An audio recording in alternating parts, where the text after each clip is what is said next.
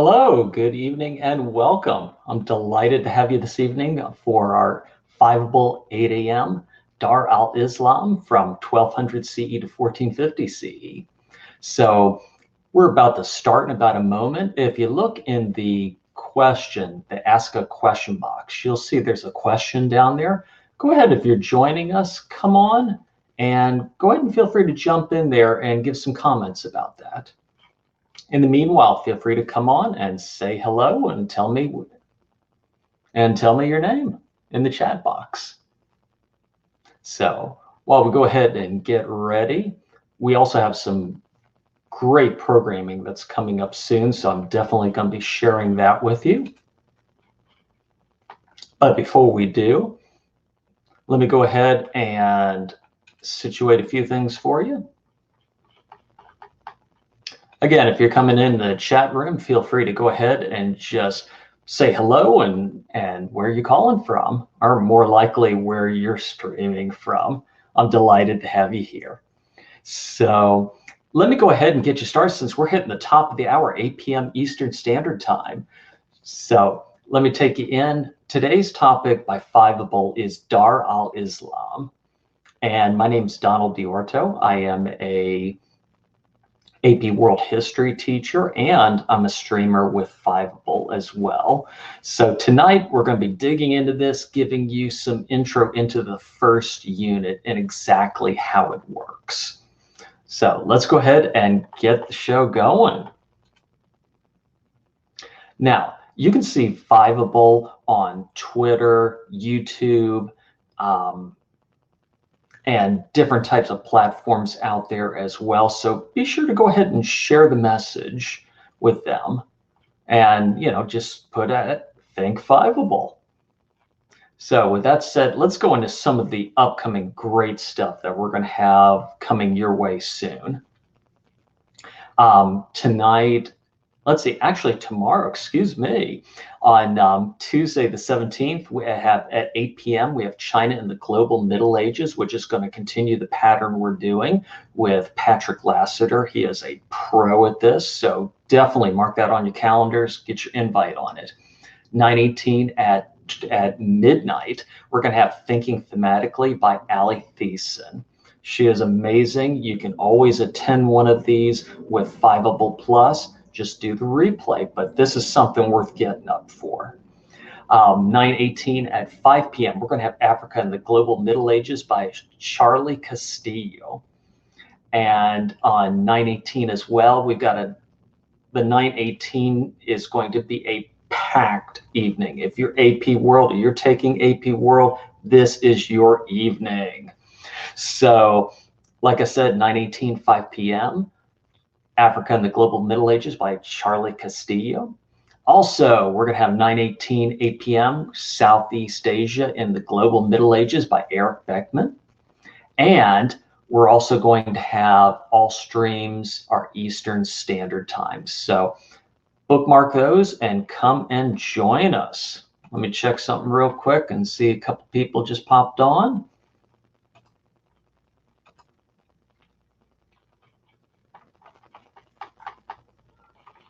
So let's go ahead and do a double check on here. Let me check our Ask a Question area. There we go. All right. Well, I still have yet to see a few people come on and share that, but that is no problem. We're just going to keep the show right on moving. So onward to our next one. So in this stream, we're going to be covering Dar al-Islam, before Dar al-Islam, that is, and then going into Dar al-Islam from 1200 to 1450 CE. We're also going to go into the major empires of the period. We're going to touch on some of the cultural transfers and achievements, and then we're going to deal with the technology and innovation. So let's go ahead and dive on in. Now, let's dig a little bit deeper. So it is participant time. So for those of you that are out there, and I want to thank those of you who have gone ahead and joined us in, we got you in. feel free to say hello, but also this particular slide here, you're going to be seeing an important question. And I want you to look closely at the image that's going to come up in the next slide. Tell me in the chat room the aspects that you see in it. All right. So a slide is coming up for you. You're just going to look closely at that image and tell me in the chat room the aspects you see. So there it is. You'll see it under the slide as in what is Dar al-Islam. So let me go ahead and throw our chat box open. Feel free to just jump right in and tell me some of the things that you see in there.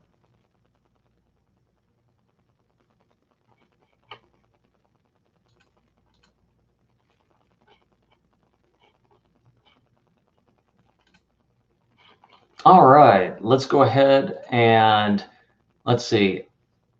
Yes, you're definitely seeing some of the individuals in the background who are learning. They appear to be studying under a given person. You could also see some of the Middle Eastern architecture and geometric features in there that you can see. You could also probably see the books in there as well. So with that much said, let's go ahead and move on to our next slide. It tells more about it and really what is Dar al-Islam. So, but before we do that, we got to go into before Dar al-Islam.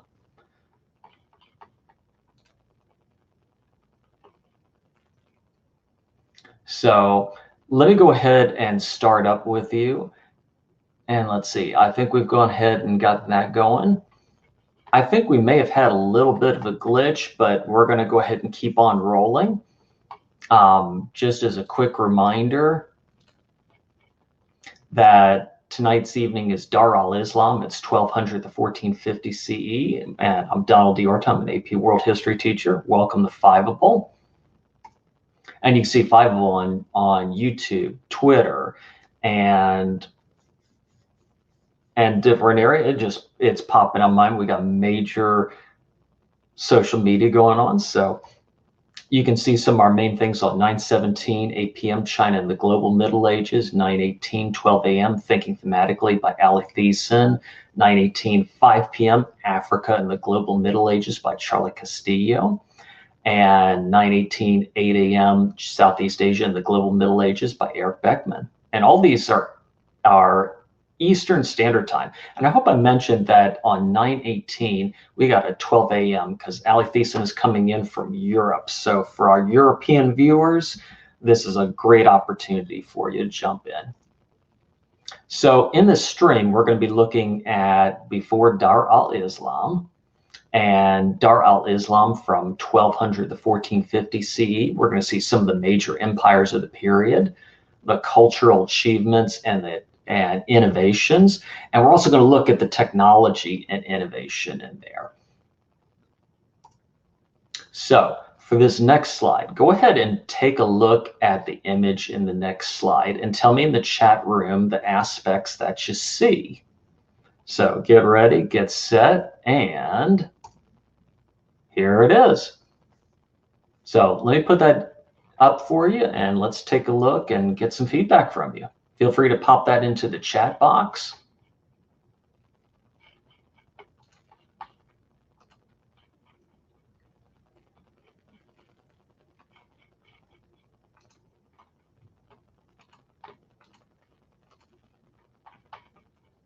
All right, if you're not seeing this already, I know we got some people on, but maybe a little shy stepping in this evening, no worries.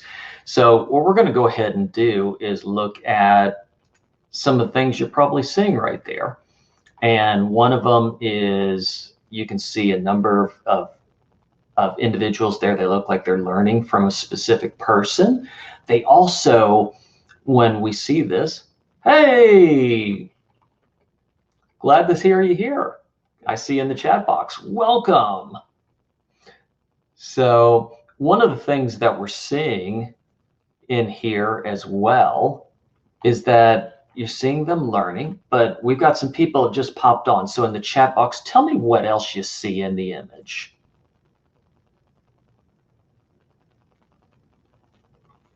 So we got a couple new attendants. Welcome. I'm glad you're here.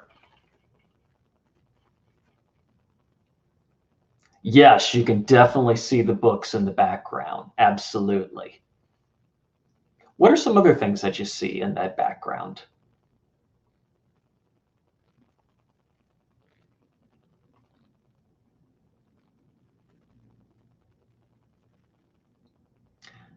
All right, I think that pretty much puts it. I look at that and I see some of the great geometric patterns that we see in Islamic influenced empires like the Umayyad or Abbasid, because remember, in Islam, they do not permit images of the Prophet Muhammad nor of, of holy individuals such as the Prophet Muhammad. So that's one of the reasons why we do that in there. So let's go ahead and continue on. So before Dar al-Islam, the Abbasid Empire, you're going to see this from 750 to 1258 CE. And this is what overthrew the Umayyad Caliphate, which was one of the original caliphates where you saw the great expansion of Islam. And the Abbasid Empire's capital was Baghdad. Baghdad is an amazing location, and actually our picture in the background will help you out. I'm going to go back to that in a moment, because what you're looking at right there is the House of Wisdom in Baghdad, which we're going to touch on. So Baghdad becomes not only a capital of the empire, but an incredible center of learning. That's an actual picture from the House of Wisdom in Baghdad, which during that time, Islam had an incredible openness because they had great toleration for Jewish individuals, for Christianity, and for Islam. Science was very open-minded and moving towards pursuing the truth. This is also an area where individuals pursued and wrote down and preserved a tremendous amount of Greek literature like Aristotle, Plato. We can thank a lot of the top people because of that. So let's move in. And also local governors and commanders, as the Abbasid Empire would continue to expand, they would start taking more autonomy of their regions in there. So you would see a decentralization of rule from Baghdad. In other words, different regions would start to exercise more and more self-rule within that time. And welcome, glad you're able to join us this evening. So outside groups would attack and fragment many of these areas into other Islamic states. So the larger the Abbasid Empire would actually come under attack and it would fragment. And this is where we see Dar al-Islam coming in from the 1200 CE to 1450 CE. So this is our prologue. Let's jump right into the main stuff. So as you can see in the introduction to the spread of Islamic empires in Dar al-Islam, you're going to see some very key areas in here. First is the Seljuk Empire. Second is the Mamluk Sultanate of Egypt. And then, of course, third is the Delhi Sultanate. So all of these areas, you're going to find individuals that are not only bringing advancements, but if you look to where they descend from, you're going to see that they come from the Turks, and they're going to play a very important role in this. So this gives you some illustrative examples and some of the transfers of knowledge that you're going to see. All right. So one of the great things is that the three, what I call key empires that you're going to find when the Abbasid Empire fragments is the Seljuk Empire, the Mamluk Sultanate, and the Delhi Sultanate. So before we go into that, let's go into another image. And this is where we're going to get some participation from our audience. Go ahead and take a look at this and tell me what you see in the image in the chat box.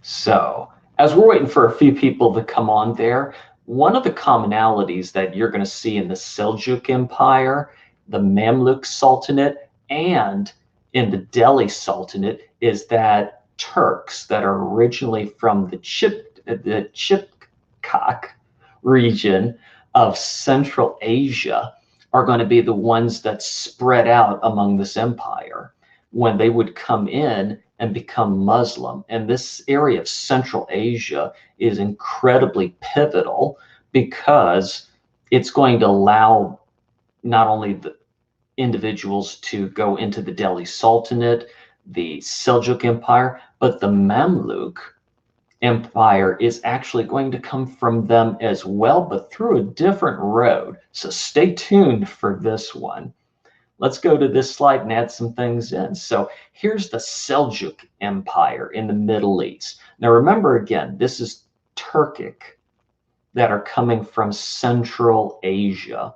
What today we would see as some of the like Kazakhstan, Uzbekistan, Tajikistan, I call the stands, areas in Pakistan, Afghanistan. These areas would be where they would move from and come into and influence the Middle East. Yes, they are definitely leaving shelter to fight. Absolutely. What are some other things that you see in there? So again, Seljuk Turks, they originate from Central Asia, as we're waiting for some more people to comment. And they're going to seize parts of the Middle East, including Baghdad, Persia, which is today Iran, Iraq, parts of Pakistan, a little bit of Afghanistan, and also parts of Anatolia. We often know Anatolia today as Turkey. And if it comes into mind, you could probably think Constantinople, where the Byzantine Empire stood. And that was, of course, going back to the Roman Empire when it broke into the eastern and western side. The eastern side is going to build at Constantinople under Emperor Constantine. So as we continue on from there, Constantinople is going to hold for a while, but that's actually the topic of a whole different stream. So we will be getting back to that. But thank you for coming in. Yes, they are holding decorated shields, horse collars. They're well protected. They are expert horse people.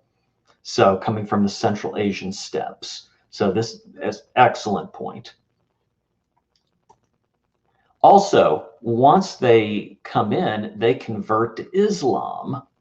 So this becomes a fascinating thing that we're going to see repeat through history. And by the way, just a little hint, as we go to the Mongols, wait till you hear about them. It's going to be fascinating how they adapt to society. But let's come back to this. You're going to see a lot of different groups that invade into what was the Abbasid Empire.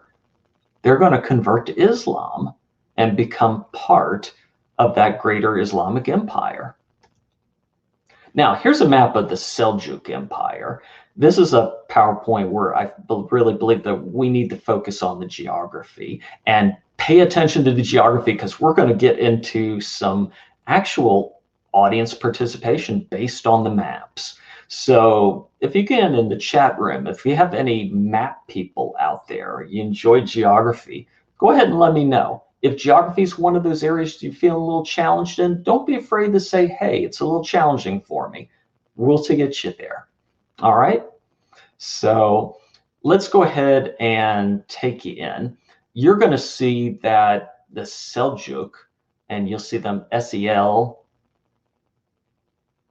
JUQS in this particular map. Sometimes you'll see different translations move out of those Asian central steppes, like I said, from the Stans area east of the Caspian Sea. They're going to come into what's Iran, they're going to move into Iraq, Syria, they're going to move into what is today Armenia and into Turkey, and literally push towards the doors of Constantinople itself. Now, they're also going to push down the Arabian Peninsula and capture Medina, and of course, the holiest city in Islam, Mecca. So you'll see that in yellow as they push down. You'll see remnants also of the Byzantine Empire, and it's a map from 1000 to 1200 CE.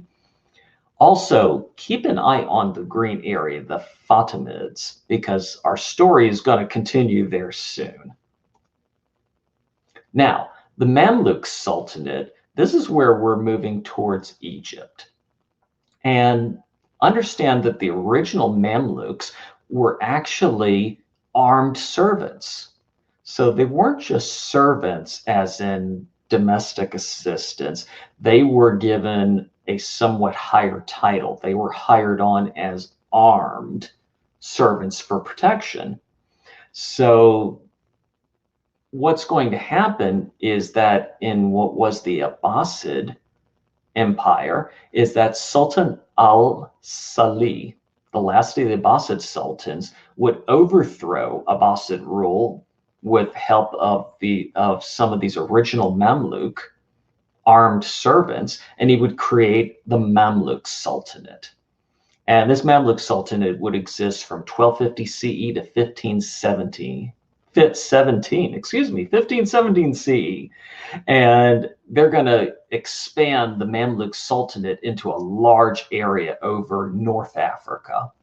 So it's not going to be just Egypt, but it is going to push across North Africa, moving even somewhat close at sometimes to where you would see the Berbers cross over into what's Spain.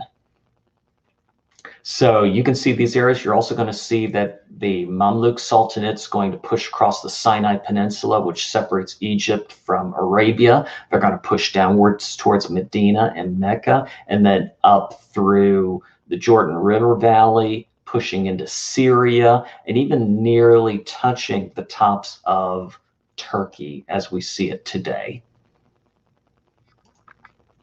So here's a map of the Mamluk Sultanate. And you can see its move across North Africa, down through Egypt, starting the move. You can see it probably following the Nile River, moving across the Sinai Peninsula, which, remember, at that time we didn't have a canal yet. So people had to cross over that, or they had to go across the Nile and move over to the Red Sea in the center. Then they're going to come through, and you can see them coming down the Arabian Peninsula on the side right alongside the Red Sea, which was a major trade route, and then moving up through what is today Israel, Jordan, Syria, moving into parts of northern Iraq, and even touching a little bit into Turkey. Now, the next part we're going to form into is the Delhi Sultanate. So now we're shifting to South Asia. And the Delhi Sultanate is going to form also from Turkic Muslim conquests that are coming from the Central Asian steppe regions. So the Delhi Sultanate is good. There will be attacks that are coming in there from Islamic groups before 1206, but none of them are going to hold firm until 1206, where Turkic Muslim conquests come into what is today the Sindh region. This is the area where you see the Delhi today in New Delhi, and then also some of the cities that move along the Ganges River. And they're also going to move over into the Bengali areas, which I'm going to show you in a moment. One of their claims to fame is that they repelled the Mongol invasion in the 13th and 14th centuries. So let's take a look at this, at the map. And here, and if you take a look at it, when you see the Sultanate of Delhi, you're going to see that you're going to have the Hindu Kush mountains and the Himalayan mountains. And think of these as like a wall that's able to hold off invaders, because when it comes down to it, if you get to the top of a mountain and you can't breathe and you pass out and you die up there, there's not a whole lot of use of invasion there. So there are only very limited areas that you could invade India with. And this is one of the reasons why you're going to see the Delhi Sultanate be able to repel the Mongol Empire. So let's go back to our slide. Now, the Delhi Sultanate is an Islamic sultanate, of course. But one of the great things that is going to come out of this is that, one, Hinduism is going to remain a predominant faith in India. Even with the Delhi Sultanate's Islamic influence, you're going to find that it just continues, that Hinduism is very entrenched. It's been there for thousands of years, and they're not willing to give that up. So a new religious faith comes out of the blend of Islam and Hinduism come together, known as Sikhism. And you're going to see this as a blend of Hinduism and Islam, founded by Guru Nanak. So this blends Hindu beliefs in reincarnation with Islamic views of one God. So we're going to see, as we look over these slides, the go over Turkic Muslims come in. They hold the Sindh region in Delhi and the Bengali areas. Bengali is more towards where you would see Pakistan today. So if you're looking at the map, this is where Bangladesh would come together, but you're right above it, in between Bangladesh and the Himalayan mountains. And Hinduism will remain a predominant faith there. You're only going to see Islam take up to about 25% at most of the entire Indian populace, as in converting to Islam. Now note, you want to add to that 25% the number of Sikhs that are created out of this, such as, in Srinagar.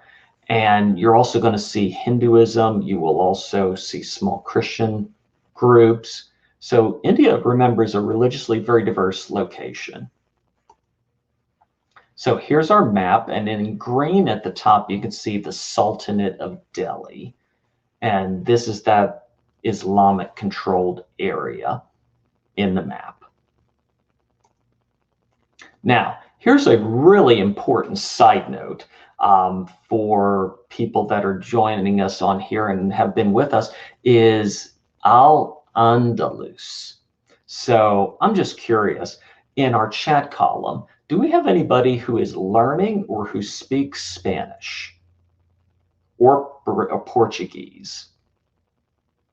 So let's see if we can get some chat in there, because if you do, you're in for a very pleasant surprise.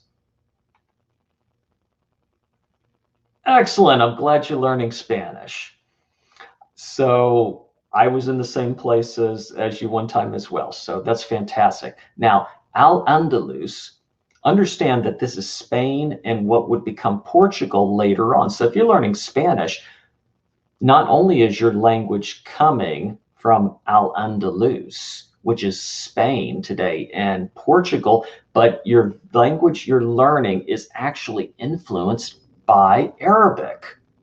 So when Spain was conquered by the Umayyad Empire in the early 700s CE, they're going to move over a very mountainous area, and they'll take all but the northernmost sections of al-Andalus, or Spain, and Portugal. Those areas would remain Christian and would continue to fight them for almost the next 1,000 years.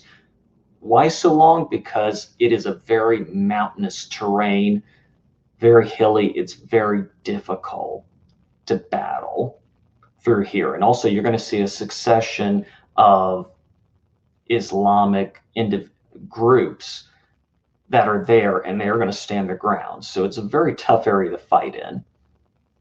Now, Berber and Arab groups in the Umayyad Empire will take over most of the Iberian Peninsula, like I had mentioned. Now, a key center of culture you're going to find is in Cordoba.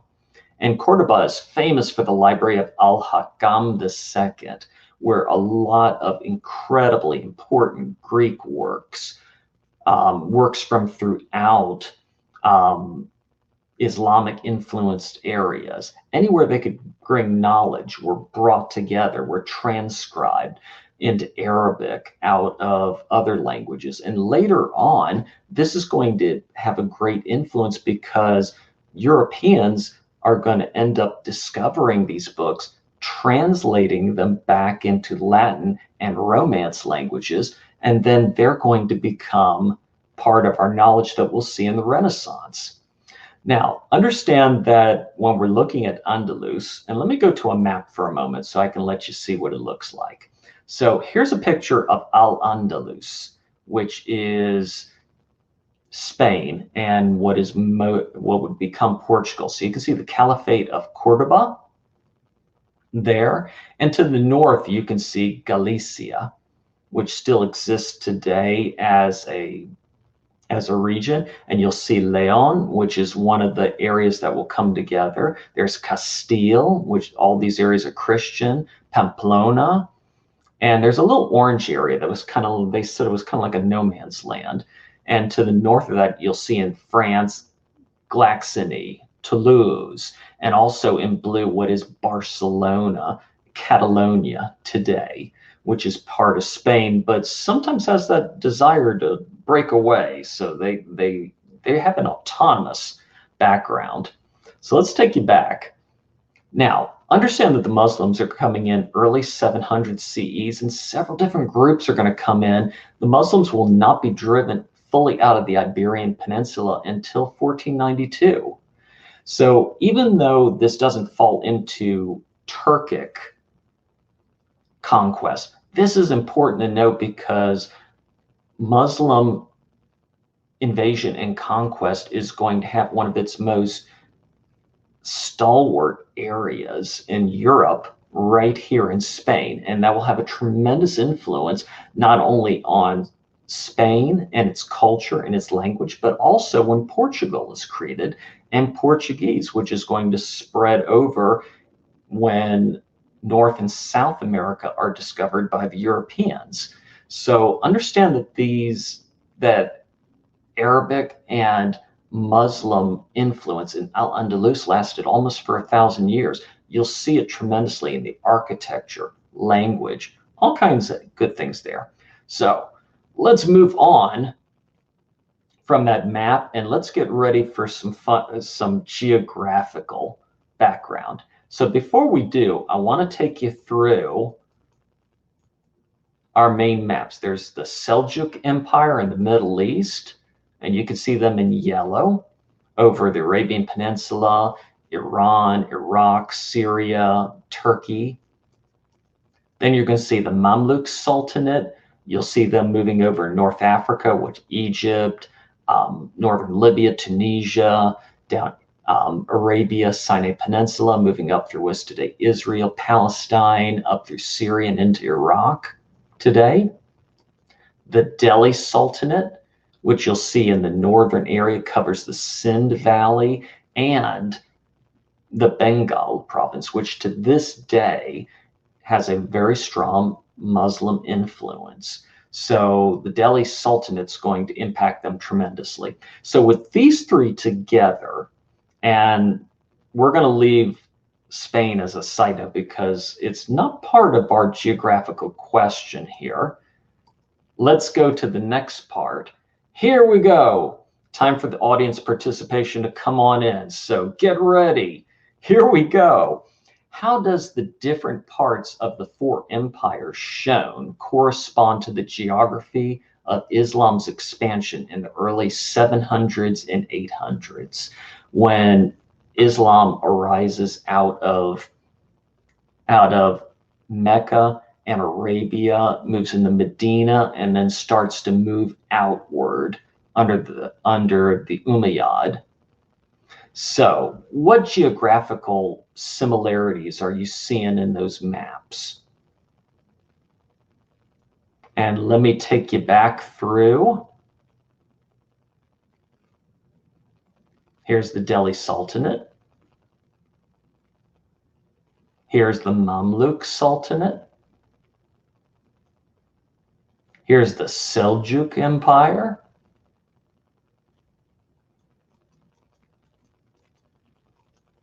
And just for good measure, here's the map of al-Andalus. So let's go into our chat box. Go ahead and share with us what are some geographic similarities that you see that correspond or mimic Islam's expansion in the early 700 and 800s.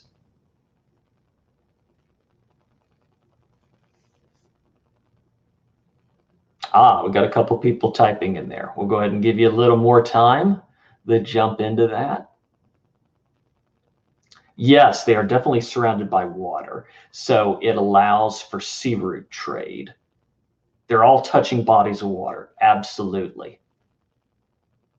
Yes, the Mamluk Sultan absolutely is located near the water, and it facilitates trade tremendously.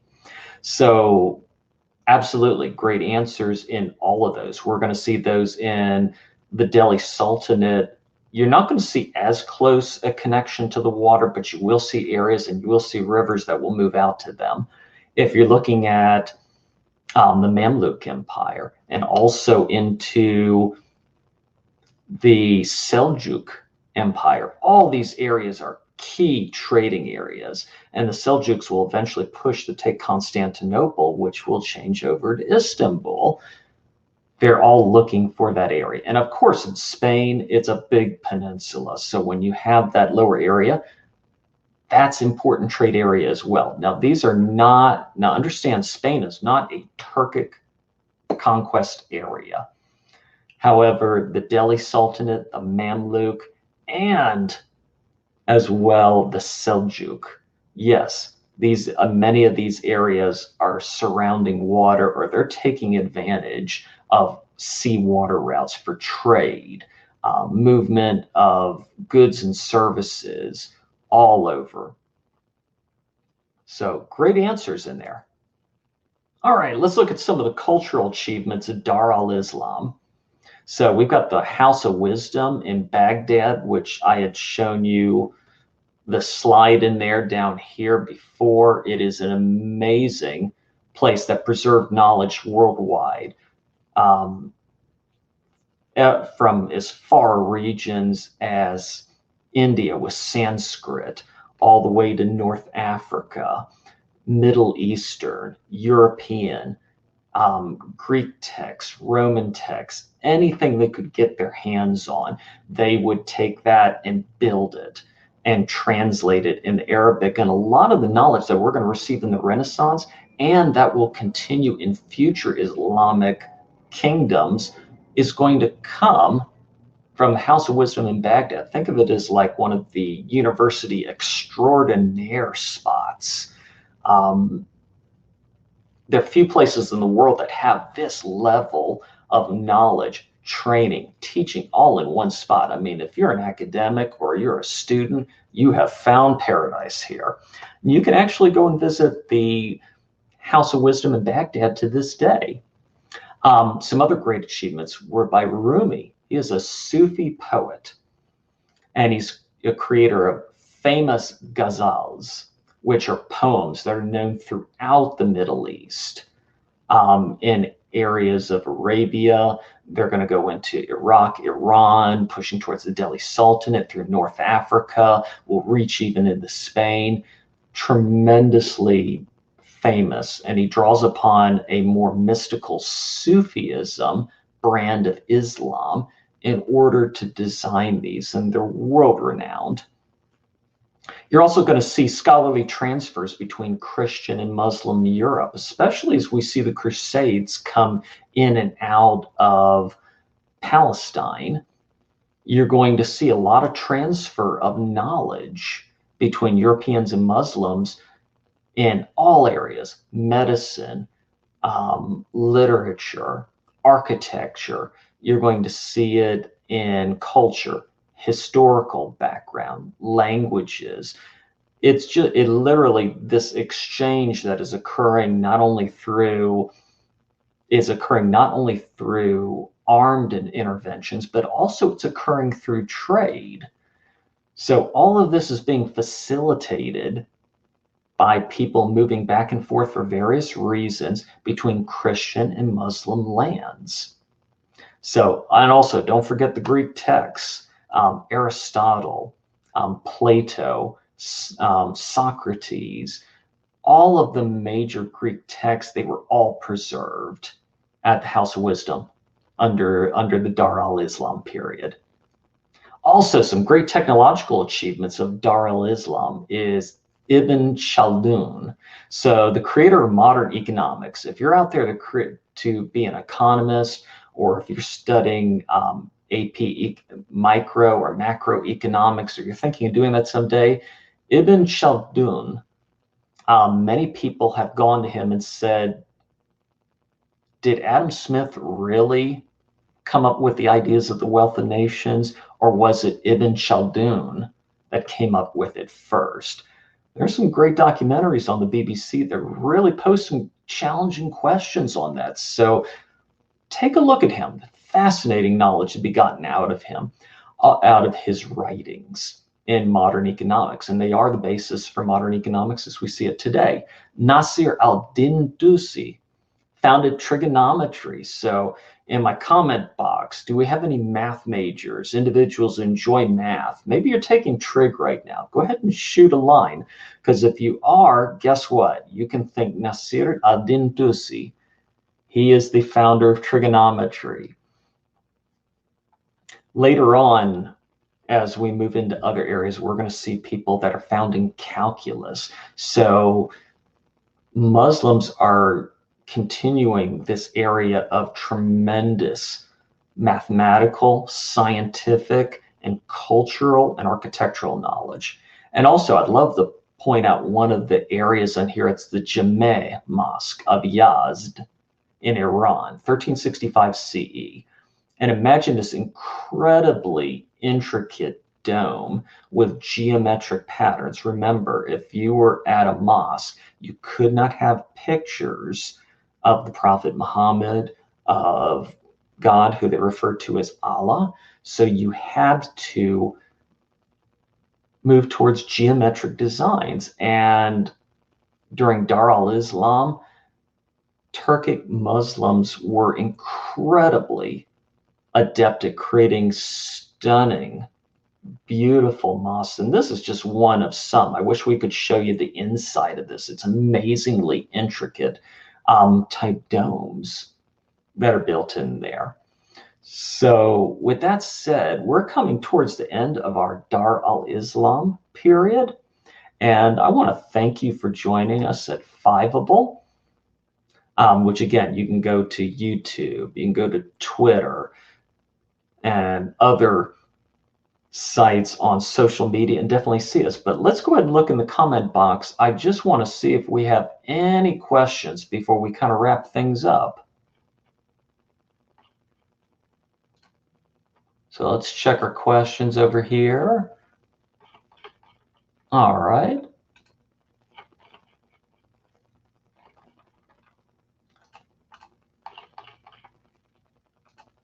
Well, if we don't have anything else, then I want to thank you for joining Fiveable.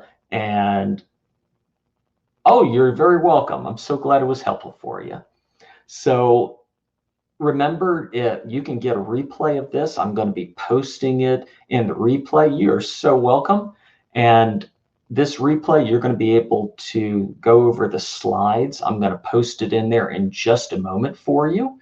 And also, you can also see this if you have Fiveable Plus to go over the replays, which you can access through Fiveable Plus at any time you want to. So give me a moment. Let me go ahead and post the slide link for you.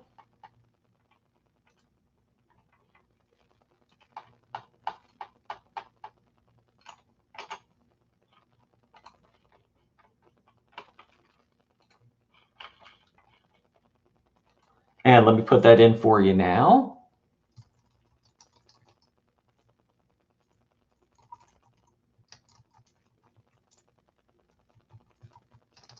Here's the Google Slides coming in.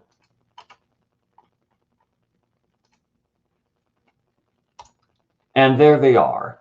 You can definitely click on them right now, and you can go back through any part that you like. So with that said, let me go ahead